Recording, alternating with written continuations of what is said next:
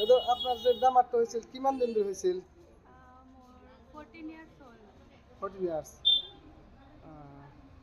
এতিয়া আমাৰ যে ডক্টৰক দেখালে কেনেকুৱা লাগিছে এতিয়া?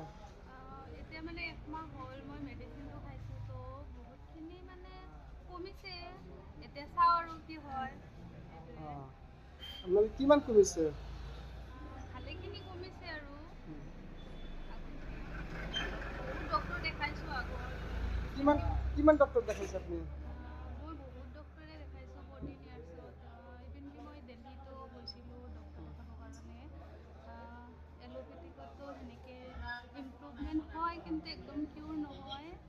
তো এতিয়া মানে এই ডক্টৰজনৰ খবৰ পালোঁ আৰু তাৰপিছত ইয়াতে আহিলোঁ আৰু এতিয়াতো হোপ আছে যে ভাল হ'ব বুলি। একদম কিউৰ হোৱাটোৱে মই বিচাৰোঁ। ইয়াতে যে ক্লিয়াৰ হ'ব আশা আছে ন? সেইটো সেইকাৰণে আৰু আহিছোঁ আৰু ভাল হ'ব বুলি আল্লাই ভাল কৰি। এইখিনি কেনেকুৱা কি হৈছিল এইটো মই ছাৰৰ পৰা জানি লওঁ। ছাৰে ক'ব আৰু যিখিনি কি হৈছিল এইখিনি ছাৰে ক'ব। ছাৰ অলপ কওকচোন মাইকীজনৰ কি বেমাৰ হৈছিল? লেডিজজনীৰ বেমাৰটো আছিলে চৰিয়চিছ আৰু চৰিয়চিছৰ যোনটো টাইপ আছিলে সেইটো গাটেড চৰিয়চিছ। তাৰমানে বডিত সৰু সৰু কিছুমান গুটি টাইপ উঠিছিলে, যাৰ পৰা কিছুমান বাকলি টাইপ মাছৰ বাকলি টাইপ স্কেল উঠিছিল, শুকান স্কিনবিলাক উঠি গৈছিল। আৰু পেচেণ্টটো বহুত বছৰ চাফাৰ কৰি আছিল, ট্ৰিটমেণ্ট কৰি আছিল, ভাল পোৱা নাছিল। এতিয়া মই ট্ৰিটমেণ্ট দি আছিলোঁ। জাষ্ট ডিফাৰেঞ্চ এইখিনিয়ে যে চৰিয়চিছটো অট'ইমিউন হয়, ইমিউনিটি ৰিলেটেড। যেতিয়া ইমিউনিটি ৰিলেটেড হয় তেতিয়া ট্ৰিটমেণ্টবিলাক একদম লিমিটেড হয়। ষ্টাৰ্টিং ডেট কি কৰা হয়, ইমিউনিটি ছাপ্ৰেছ হয়, ইমিউনিটিটো ছাপ্ৰেছ কৰা হয়, তাৰপিছত ভাল পায়। চ' এটা টাইমলৈকে ছাপ্ৰেছ হৈ থাকে, বেমাৰবিলাক ভাল হৈ থাকে।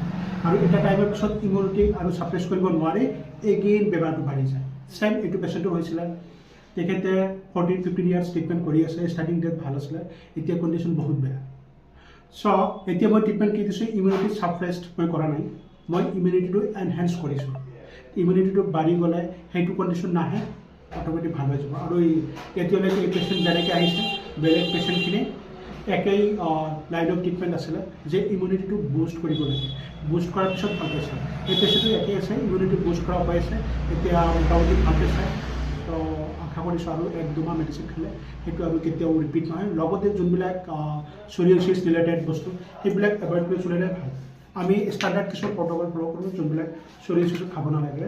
আৰু কিছুমান থাকে এইবিলাক আছিলে চৰিয়চিছৰ প্ৰট'কল, এইবিলাক খাব লাগে বা নালাগে দুটাই আছে। কিন্তু আমি ইয়াৰ বাহিৰতো কিছুমান বস্তু আছে যোনবিলাক অন পেপাৰ বা অন পেজত নাই, সেইকেইটা দিছোঁ। পেচেণ্টে সেনেকৈ ভাল পাইছে। এইবিলাক ফ'ল' কৰি পেচেণ্টে কমপ্লিট ভাল পোৱা নাছিলে। আৰু কিছুমান ঘৰুৱা বা ঘৰৰ হোম কেয়াৰ কিছুমান দিয়া হৈছিলে, এনেকৈ ভাল পাইছে।